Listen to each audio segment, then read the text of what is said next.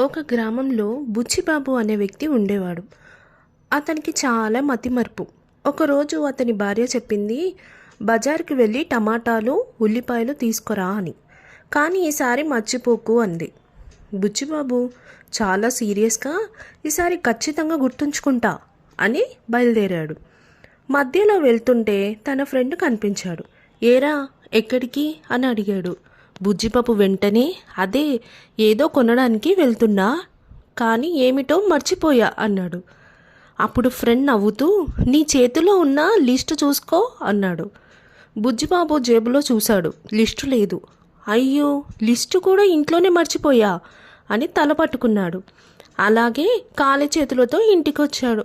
భార్య కోపంగా ఏం తెచ్చావు అని అడిగింది. బుజ్జిబాబు గర్వంగా ఒక సంచి చూపించాడు. ఈసారి ఏమీ మర్చిపోలేదు, సంచి మాత్రమే తీసుకెళ్ళాను అన్నాడు. అంతే. భార్య నవ్వాలో కోప్పాడాలో అర్థం కాక కూర్చుంది. గ్రామంలో మొత్తం బుచ్చిబాబు కథ విని నవ్వుకున్నారు.